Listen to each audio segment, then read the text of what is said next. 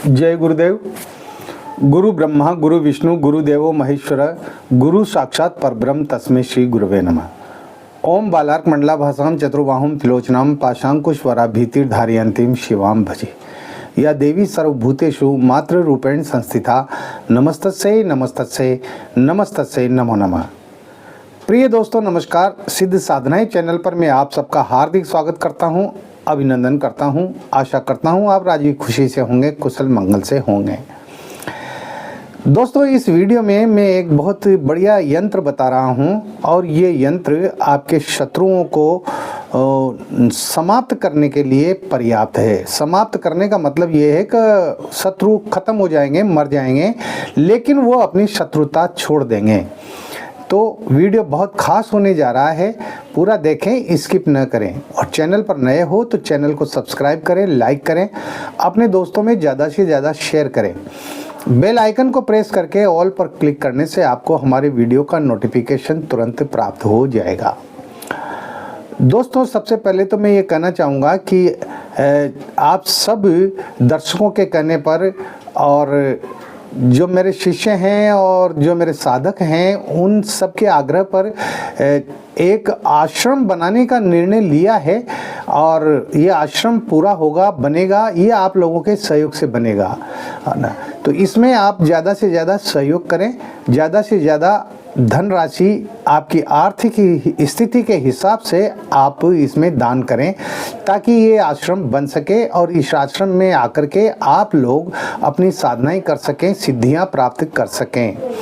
यहाँ पर आपके रहने की, खाने पीने की तमाम व्यवस्थाएं रहेंगी और वह सब निःशुल्क रहेगा। उसका 1 रुपया भी आपसे नहीं लिया जाएगा, न ठहरने का न खाने पीने का। ऐसी व्यवस्थाएं बनाई जाएंगी।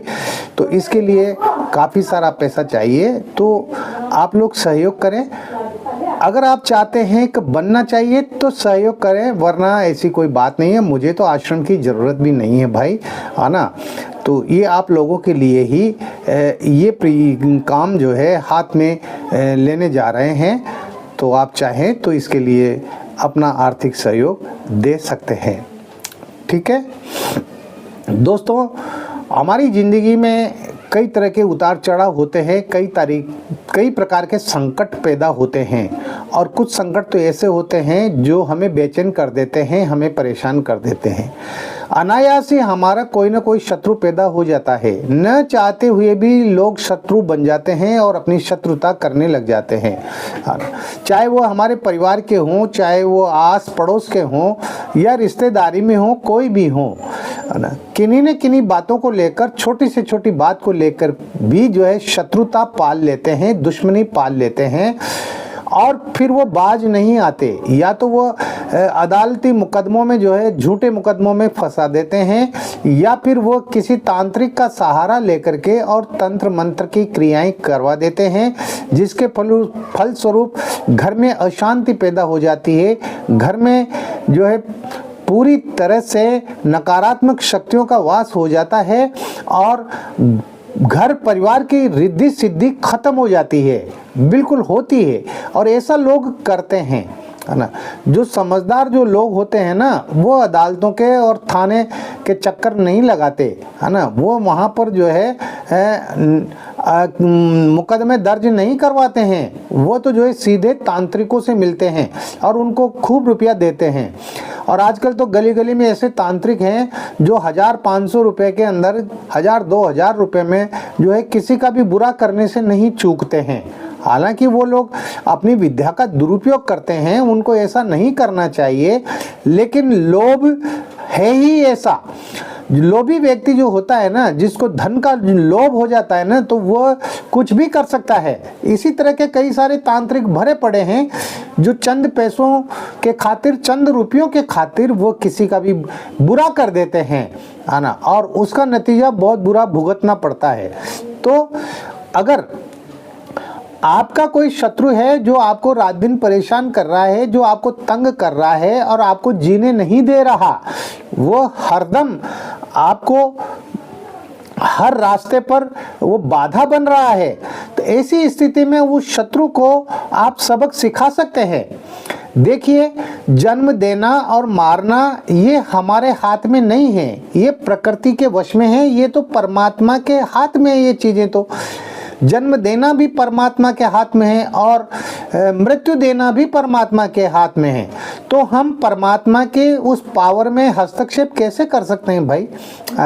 और अगर कोई तांत्रिक इस तरह के काम करता है, वो प्रकृति के खिलाफ जाता है, वो ईश्वर की जो सत्ता है, ईश्वर के जो नियम हैं, उन नियमों के खिलाफ अगर वो जाता है और इस तरह के कुकर्म वो करता है, किसी को नुकसान पहुंचाने का या किसी को मारने का, तो उसका फल उसको भोगना पड़ता है। हाँ, रुपया लेकर वो कुछ समय के लिए खुश हो सकता है, प्रसन्न हो सकता है, लेकिन उसका अंत समय बहुत खराब होता है, बहुत ही गिरी हुई स्थिति हो जाती है उसकी।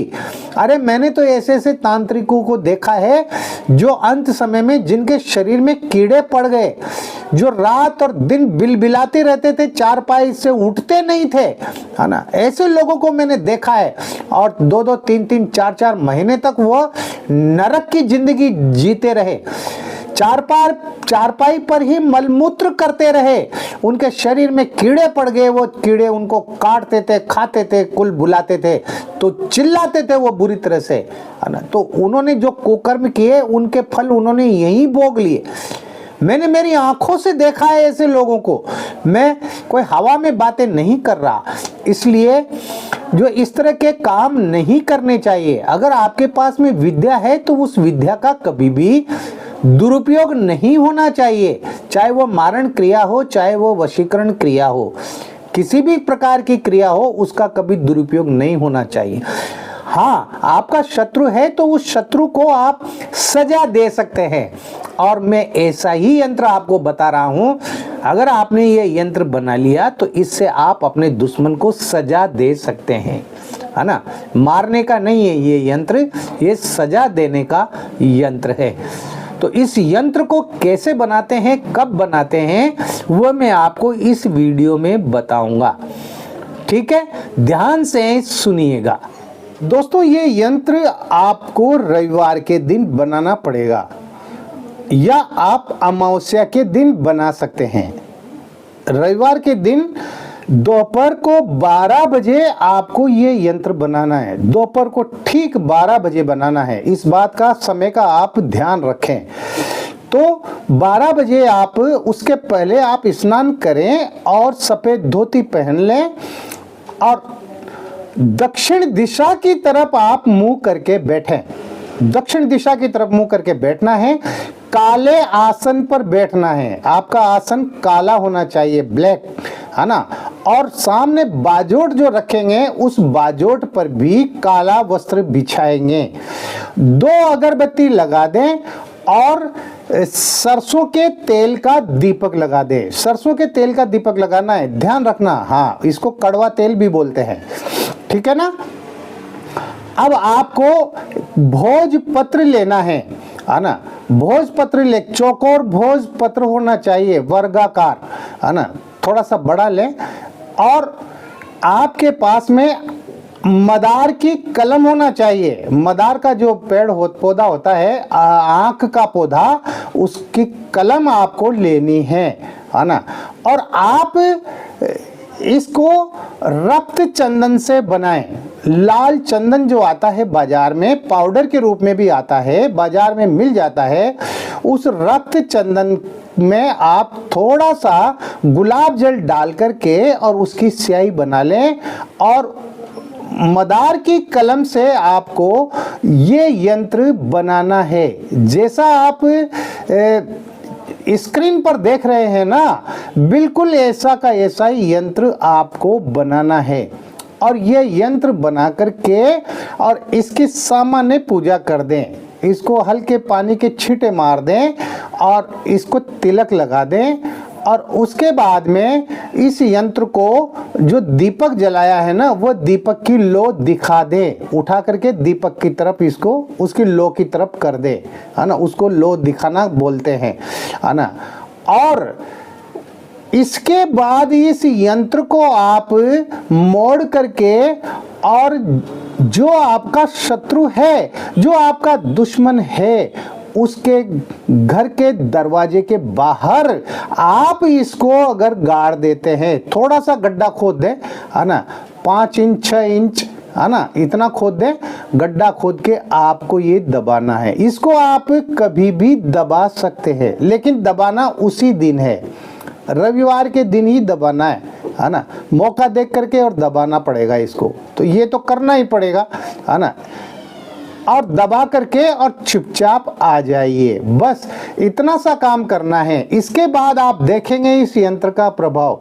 इस यंत्र से जो शत्रु का परिवार है वो आपस में लड़ने लगेगा, हाँ लड़ने लगेगा, झगड़ने लगेगा, उनमें रात दिन कलह होगी, क्लेश होगा, कोई ना कोई नुकसान होगा, यानी वो कलह से परेशान हो जाएंगे, लड़ाई झगड़े से जो है वो तंग आ जाएंगे, और जो है इस तरह से उनका ध्यान फिर आपकी तरफ जाएगा ही नहीं, और वो आपसे शत्रुता करना भी छोड़ देंगे। इस तरह से आप अपने दुश्मन को सबक सिखा सकते हैं, दुश्मन को सजा दे सकते हैं, और जब आप इस यंत्र को उखाड़ देंगे तो उसके घर में वो लड़ाई झगड़े सब समाप्त हो जाएंगे। और जब उखाड़ें तो निकालें उसको बाहर, तो निकाल करके और फिर उसको नदी में बहा दें या किसी तालाब में डाल दें। इस यंत्र में आपको शत्रु का नाम नहीं लिखना है ना, यानी ये ऐसा यंत्र बनेगा जिसको आप किसी के घर में भी जो है, किसी के घर में उसके दरवाजे पर आप गाड़ सकते हैं, और उसी जिस घर के दरवाजे पर गाड़ेंगे ना इसको जमीन में, उस घर में ही कलह होने लगेगी, उस घर में लड़ाई झगड़े होने लगेंगे, आपस में मन मुटाव होने लगेंगे, उनके घर की जो शांति है वो शांति खत्म होने लगेगी, है ना। तो इसलिए सोच समझकर ही इसका प्रयोग करें, है ना। किसी को जो है आजमाने के लिए या केवल मात्र ये करने के लिए कि चलो इससे मज़ा लेते हैं इस परिवार से और इसको दुखी करते हैं और करते हैं ये प्रयोग, तो ये सोच करके कभी भी मत करना, करोगे तो उल्टा आपके ऊपर ही असर होगा। ये और बता देता हूँ मैं, दुश्मन हो ना तो दुश्मन के लिए ही इस प्रयोग को किया जाना चाहिए। तो ये बहुत बढ़िया मैंने एक यंत्र बताया है आपको, और ये ज़रूरत के मुताबिक आपको करना चाहिए, जहाँ ज़रूरत हो वहाँ पर आप इसका प्रयोग करें। इस वीडियो में इतना ही, मिलते हैं एक और वीडियो में नई जानकारी के साथ, नए प्रयोगों के साथ, मंत्र यंत्र तंत्र साधनाओं के सिद्धियों के साथ में। तब तक आप बने रहिए सिद्ध साधना चैनल पर, जो आपका अपना है। किसी भी प्रकार की कोई बात है, कोई दिक्कत है, कोई परेशानी है, तो आप व्हाट्सएप नंबर जो स्क्रीन पर चल रहे हैं, इन पर आप मुझे मैसेज कर सकते हैं, इन पर आप मुझे कॉल कर सकते हैं। आ गई बात समझ में? आप खुश रहें, प्रसन्न रहें, हंसते रहें, मुस्कुराते रहें। जय गुरुदेव।